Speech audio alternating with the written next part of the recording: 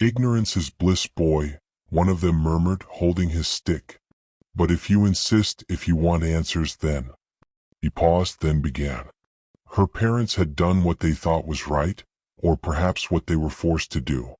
In the midst of a drought that threatened the entire town, they offered her as a sacrifice, believing it would save everyone else. She was young, pure, and strikingly beautiful, with hair so long and shimmering it seemed almost enchanting. People said her hair looked like strands of sunlight, sleeked into waves, and her bright red lipstick stood out against her pale face. And yet, that beauty was her curse, for it made her the one chosen. God, creation, reality, whatever you wish to call it, demands sacrifice no matter how much we wish it did not. The elders of our town did what they thought was best at the time. After the sacrifice, people began hearing her. She would knock on every door, sometimes asking for food, sometimes for water. Every night, each person in town would hear her voice saying, "I am suffering for you." Every single person who witnessed the sacrifice died within a week. The graveyard filled quickly, and her soul had to be bound because she began calling the names of people outside their homes. We heard a woman screaming. She was never at peace. I felt bad for her. She suffered because of this town. The ignorance of the people killed her, and yet we left her there, trapped, unheard, and restless. Her spirit remains tied to the graveyard, a reminder of what was done in the name of survival. I often wondered what she had truly felt during those final moments. Did she understand why she was chosen? Could she comprehend the cruel logic of the elders, the twisted kindness behind their decision? She must have felt betrayal first, from the people she loved, her parents who gave her to this impossible fate, and from the town that demanded her death to preserve their lives. And yet, even in her suffering, she became more than a girl. She became a presence, a shadow of pain, a warning that no one could ignore. I felt it personally, the injustice, the wrongness of it all. I felt guilty for even being part of the same town that had let it happen. She is not at peace, and perhaps because of her, none of us truly are. She is no longer bound to the graveyard. The healer stepped forward. How do we stop her? I asked. Ida's grandfather's ritual had gone wrong, and that mistake had set everything in motion. He warned me that confronting the long-haired lady would not be easy and that failure could cost more lives. He explained the ritual, the protections, and the risks. Ida's aunt came from behind, her eyes wide with fear and grief. "How many more lives will she take before it's enough?" she asked. I understood her question immediately. She had lost her family to the long-haired lady, and the thought of anyone else suffering made her panic. She stood rigid, eyes narrowing, and pointed at me. "You have to kill her," she said. Her words were not just a question. They were a warning, a plea, and a reminder of the stakes. Each death weighed on the town, and she could no longer bear to watch the cycle continue. "You face her," she said. "You confront her in the graveyard where it all began. You find what ties her here. It could be her hair, her talisman, her memory. You break it, destroy it, and she will vanish. Only then will she leave us in peace." I had spent the night at the graveyard, tracing the paths her hair had swept, listening to the whispers that chilled the air. The healer's words repeated in my mind, the instructions for the binding, the warnings of what could go wrong. I thought of Ida, of the lives already lost, and of the town that had ignored her suffering for too long. Every detail, every step had to be done perfectly. I stepped closer to the grave, the circle of salt crackling under my feet. The moonlight caught her hair, long and black, spreading across the stones like ink. She circled me slowly, her eyes fixed, unblinking. "You shouldn't have come," she whispered.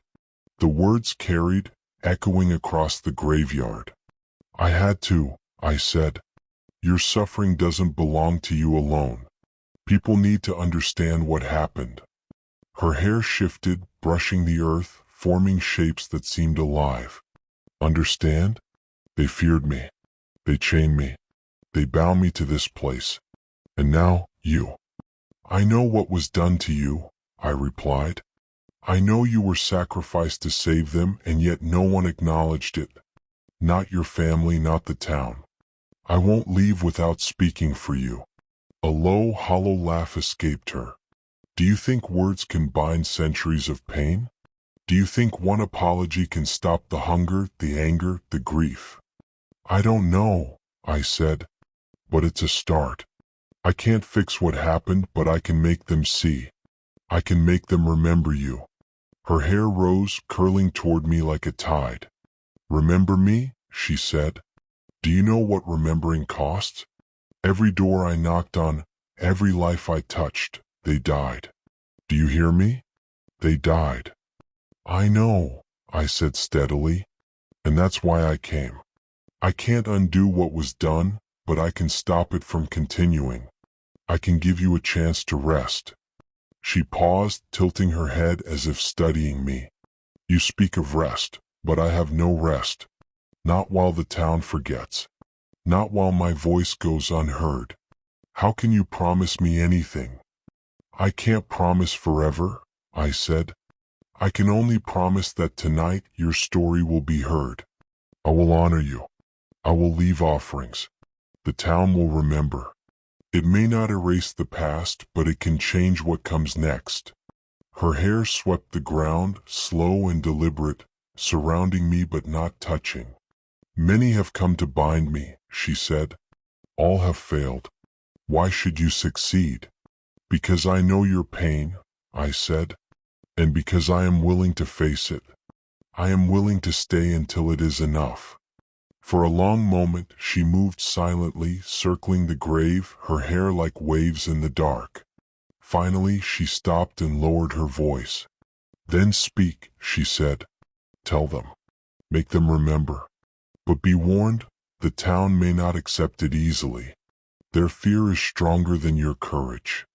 I'll speak, I said. I'll make them remember you, and I'll make them honor what was done. Her hair fell still, touching the earth lightly. Do not fail me, she whispered. I won't, I said. Not tonight. The next morning I called the town together in the square. The elders, the farmers, even children gathered, hesitant yet curious. I told them everything, the sacrifice, her parents' choice, the deaths, and the restless spirit bound to the graveyard. At first there was silence. But slowly, one by one, people began to speak her name aloud. We remember her, they said. We will honor her suffering. I led them to the graveyard. Each person left something, flowers, food, even a single drop of water. They knelt at the graves of those who had died witnessing her sacrifice and whispered apologies into the cold morning air. At first nothing happened. The graveyard was silent, the ritual flames casting long shadows across the stone. For the first time she did not scream or curse. Instead, her voice came soft, almost fragile, carried to every ear in the circle. My name, she paused as if the word itself had been buried too long. My name is Martha. The crowd stirred. For years she had been nothing but a curse, a whisper, a faceless shadow with endless hair. Now she was a person. I was a daughter once. I laughed. I sang. I combed my hair in the sunlight. My mother used to say my hair held the warmth of summer, and I believed her. Her tone trembled, not with rage but with something heavier. Grief. Elders looked away. Children clung to their mothers. No one wanted to hear it, yet no one could turn from her words. They chose me, she continued, not because I sinned, not because I failed, but because I was beautiful. Beauty was my crime. Her voice grew sharper. They offered me to the earth, to the sky, to the God they feared. And when the blade fell, I thought I would return to peace. But peace never came. Instead, I was left to wander, to knock at your doors, to remind you every night that I am suffering for you. Silence followed. The weight of her words crushed the air. For the first time, the people saw her not as a monster, but as Martha. No one moved. The name hung in the air like a bell that would not stop ringing. Martha, the long-haired lady, was no longer just a story whispered to frighten children. She had become real, and the reality was unbearable. An elder coughed, his stick trembling in his grip. "We did what we had to," he muttered, though his eyes refused to meet hers. His voice carried no conviction. Martha's gaze swept over the crowd, her hair drifting like a veil of night. "You did what was easy," she said. "You let fear guide your hand. You gave me to death so you could live another season." Mothers pulled their children closer. Men shifted their weight uneasily. No one dared to argue, for every word she spoke cut into the truth they had all avoided. Ida's aunt stepped forward, her eyes wet. "How many more lives will you take before it's enough?" she asked, her voice breaking. Martha tilted her head. "It is not lives I seek," she whispered. "It is memory. You buried my name with my body. You turned me into a curse, not a daughter, not a woman. You let me rot as a monster." The townspeople lowered their heads. A few began to weep quietly, guilt tightening their throats. I watched them, and for the first time I realized this was not about stopping her. It was about listening. About carrying the weight she had carried alone. Martha had been waiting not for vengeance, but for remembrance. For the first time in years the graveyard felt still. She lingered, but she no longer called out in anger. Her spirit had been acknowledged, her pain finally seen. We could not undo what had happened, but by remembering her, by honoring her story, we had eased the weight she carried. The town was safe, for now, and the long-haired lady's presence was no longer a threat, only a reminder. From that day on, every year, the town would leave offerings at the graveyard, speak her name, and remember the girl who had suffered for all of them.